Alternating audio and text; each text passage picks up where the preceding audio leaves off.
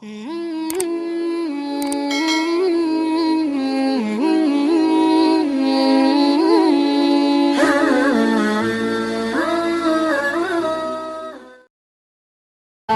dalam keadaan sangat lemah kembali dipapah oleh Ali bin Abi Thalib dan Fadl bin Abbas untuk kembali ke rumahnya.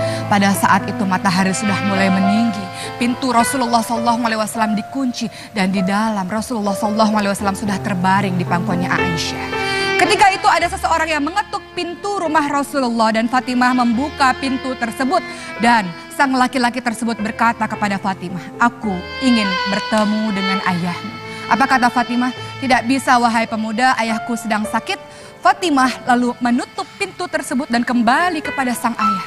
Kata Rasulullah SAW sambil menatap wajah Fatimah seakan-akan wajah itu ingin dikenangnya seumur hidupnya, mengatakan, "Wahai Fatimah, sesungguhnya yang datang adalah malaikat maut.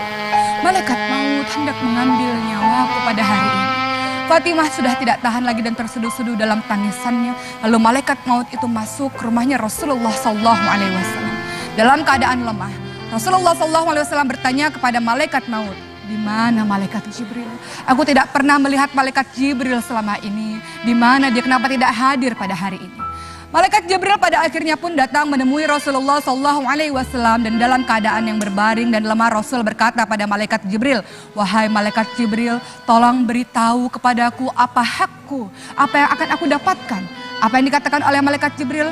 "Wahai kekasih Allah, ketahuilah bahwa seluruh malaikat telah menunggumu di pintu-pintu langit, wahai Rasul. Ketahuilah bahwa surga, pintu-pintu surga telah dibukakan untukmu, wahai Rasul." Tapi apa jawaban Rasul? "Lalu bagaimana dengan umatku? Ketika aku pergi nanti bagaimana dengan umatku?" kata Rasul. Kemudian malaikat Jibril mengatakan, "Siapa yang mencintaimu, siapa yang mengikuti sunnahmu akan bersama denganmu di surga Allah, wahai Rasulullah." Kemudian yang terjadi adalah malaikat Israel mulai mengambil nyawa Rasulullah perlahan-lahan dari kakinya, perlahan-lahan ditariknya. Kemudian Rasulullah SAW mengatakan, "Wahai malaikat maut, dahsyatnya sakaratul maut ini.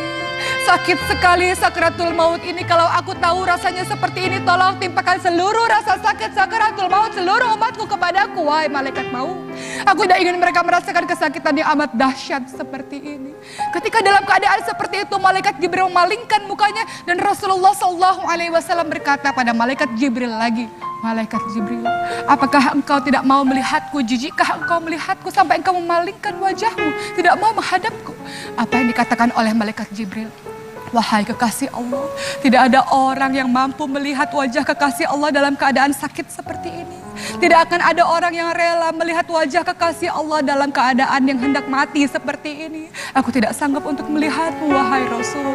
Maka Rasul dengan keadaan yang sangat lemah, yang sangat letih, mulai memanggil Ali bin Abi Thalib dan berbisik-bisik kepada Ali bin Abi Thalib, "Ali bin Abi Thalib, tolong sampaikan kepada seluruh umatku, peliharalah sholat dan peliharalah orang-orang miskin." Dalam keadaan mulai satu persatu nafas Rasulullah SAW tersengal-sengal dan seluruh orang sudah mulai menangis, Rasulullah berbisik dengan lemah, "Ummati, ummati, ummati, ummati, ummati, ummati." Rasulullah SAW memikirkan keadaan kita, keadaan umatnya sepeninggalan Rasulullah SAW. Apakah taat kepada Allah atau maksiat di jalan Allah Subhanahu wa Ta'ala?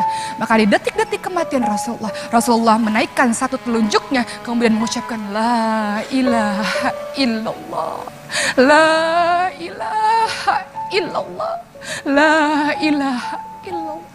Dan pada saat itu juga terpejamlah matanya di pangkuan Aisyah.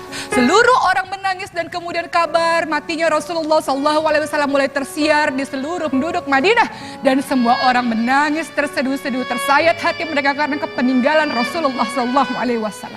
Umar bin Khattab radhiyallahu anhu yang mendengar kisah ini pun mulai mengambil pedangnya dan mengacungkan pedangnya dengan perasaan marah. Ia mengatakan, "Siapapun yang mengatakan Rasulullah mati, akan aku penggal lehernya. Siapapun yang mengatakan Rasulullah telah wafat akan aku bunuh dia.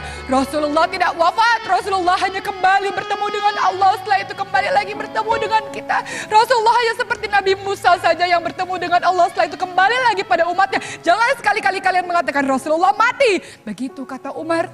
Umar begitu terpukul dengan kematian Rasulullah SAW sampai Abu Bakar radhiyallahu anhu menenangkan Umar dan mengatakan, wahai Umar, tidak begitu Umar. Kalau engkau menyembah Rasulullah SAW, ketahuilah bahwa dia adalah seorang manusia biasa yang pada akhirnya kembali kepada Allah Subhanahu wa Ta'ala. Tapi ketika engkau menyembah Allah Subhanahu wa Ta'ala, Allah itu maha abadi, Allah itu tidak pernah mati, maka sembahlah Allah Subhanahu wa Ta'ala. Inilah kisah bagaimana detik-detik wafatnya Rasulullah SAW.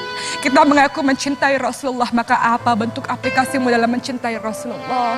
Perkataanmu, salawatmu, dan tindak tandukmu untuk mengikuti sunnah Rasulullah adalah bukti cinta kepada Rasulullah. Kita mengaku rindu pada Rasul. Tentu pada satu hari kita ingin berkumpul pada Rasul di syurganya Allah.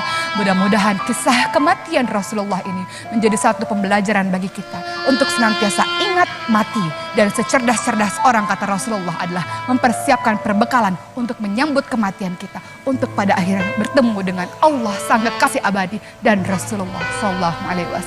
Mudah-mudahan bermanfaat. Terima kasih. Wassalamualaikum warahmatullahi wabarakatuh.